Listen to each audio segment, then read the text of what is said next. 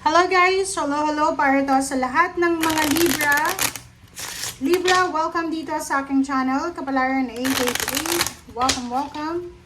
Alamin natin kung anong messages, vibration, gabay energy para sa lahat ng nanonood dito sa aking channel. Thank you guys sa lahat ng naandito. Bago ka man or dati ko ng subscribers, thank you guys. Huwag niyong kakalimutan na i-like and share and i-subscribe ang ating channel guys. And huwag niyong i-skip ang ating ads kasi dyan nyo ako matutulungan sa ganyan. Okay, pasensya na guys namamaos na naman ako. Six of Clover, Nine of Pentacles, Nine of Diamonds, Ten of Diamonds. Wow! Nakikita ko sa'yo dito na sobra kang masaya. Aries, Aries, Leo, Taurus, Sagittarius, parang ganun. Yung mga taong yon na involved sa'yo, pwedeng sila yung rason kung bakit aapaw yung cups mo. Ito yung sobrang pag-apaw ng cups. Diba? Yung Ace of Cups. Sinasabi ng bara sa'yo na sobrang happiness, sobrang satisfaction, accomplishment, achievements. Yung sobrang joy talaga siya. Yung nararamdaman mo dito. Okay.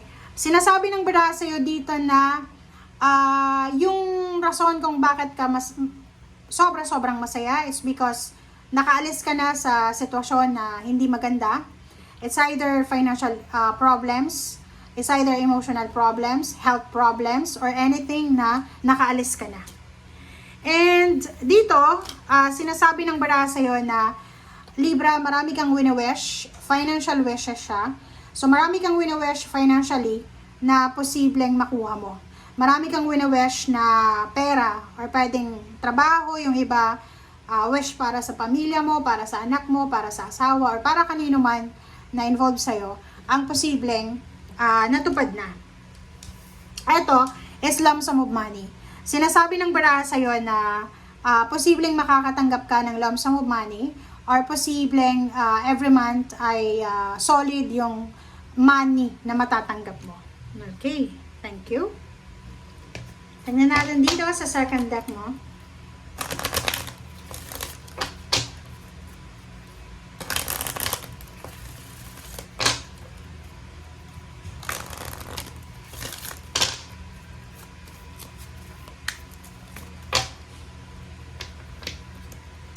Okay, affirmation. Wow.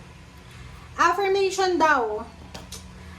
Atong affirmation card, it's confirmation siya from your spiritual helpers and guides na yung pagiging positive, pagiging positibo mo sa buhay, siya yung nakatulong sa'yo para makaalis ka sa Six of Clover or para makaalis ka sa problema mo. So, dito sa barahan to, sinasabi na if ever lang makaranas ka ulit ng problema, ng kung ano man na pagsubok sa buhay, isipin mo palagi na yung pagiging positibo sa buhay, siya yung makakaligtas sa'yo. Siya yung makakatulong sa'yo. Kasi unang-una, kung ano yung nararamdaman natin, mangyayari yan. Kung ano yung iniisip natin, mangyayari yan. So, kung positive yung palagi mong iniisip, positive talaga yung darating sa'yo. Pero kung negative yan, sure negative din yan yung darating sa'yo. So, dito sinasabi na lahat ng yan na kumbaga success or anything na result, recovery, outcome na nakuha mo sa ngayon, it's because nagtiwala ka sa sarili mo and at the same time, you're positive. Diba? So, walang, parang sinasabi na walang problema sa pagiging positive. May mga tao na sasabihin na, kahit positive ka, kung wala namang mangyayari. No. Positivity is first step para sa manifestation. Unang-una, ang taong hindi naniniwala sa manifestation dahil hindi siya positive, negative siya, wala siyang mamamanifest. Okay? Pero kung talagang sobrang positive ka tapos minamanifest mo pa lang, tas naandyan na, talagang sinasabi sa'yo na totoo yung manifestation. Totoo guys yung manifestation na. Totoo. Isipin mo, kung yung palaging kaharap mo, sobrang negative, chismis, Sa social media, ganun. Meron akong mga friends sa social media, like sa Facebook, na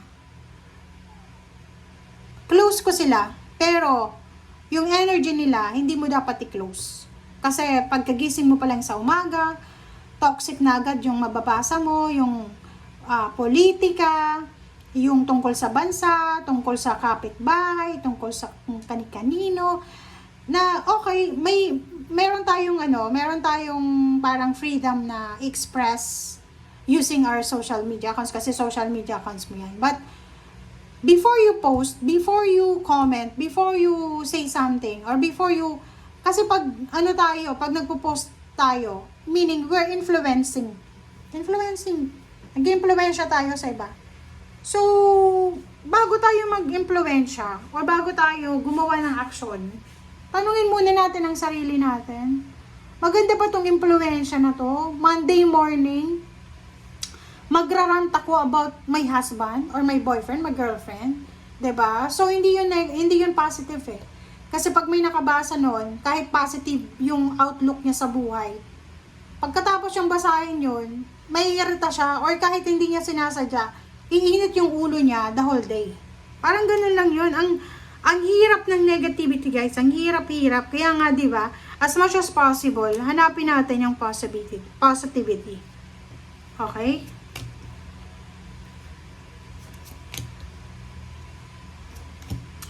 Okay, first 5 cards sa third deck mo, sinasabi na 8 of Cups. Meron ditong single or maybe looking for a relationship. Merong Libra na makakapag-desisyon siya na lumipat ng tirahan. It's either apartment, boarding house, pwedeng bahay, pwedeng bansa. And nakikita ko sir dito Libra na may iba din na Libra na makakatanggap ka ng job offer or relationship offer or pwedeng kasal, parang ganon. And yung iba sa inyo dyan, sinasabi ng baraha sa'yo na yung matatanggap nyo is maybe job offer or pwedeng salary increase or pwedeng makakatanggap ka ng offer na hindi mo masyadong binibigyan ng pansin. Parang yung halimbawa, ino-offeran ka ng free lodging, hindi mo pinapansin.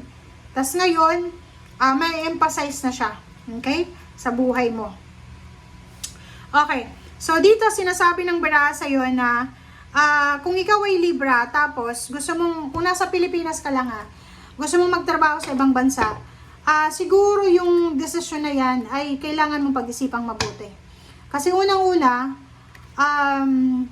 posibleng maka-encounter ka ng sobra-sobrang kompetisyon and kailangan mong ihanda ang sarili mo para sa homesickness, ihanda mo ang sarili mo para sa pagiging mapasensya. Kasi pag, halimbawa, OFW ka, gusto mong maging OFW sa ibang bansa, lalo na sa Middle East, kailangan mapasensya ka. Okay? So, nakikita ko sa'yo dito, merong Libra na yung focus niya simula ngayon is yung emotional happiness, yung contentment ba. Okay? So, walang masama sa ganun. Walang masama. Lahat tayo nagwe-wish ng ganun. And last card mo dito, sinasabi na naghihintay ka. It's either naghihintay ka ng salary increase, bumalik yung health mo, naghihintay ka na ma-promote sa trabaho, tumas yung sweldo, or naghihintay ka na sana makapagpatawad ka na or mapatawad ka. Okay? So, eto sa ilalim mo ay sa buwan, sinasabi ng baraha na ibalik mo daw, Libra, yung sigla sa buhay mo. Ibalik mo yung palagi kang nakangiti, ibalik mo yung palagi kang positive, ibalik mo yung palagi kang, anong tawag dito, masayahin. Okay? Thank you guys. Bye!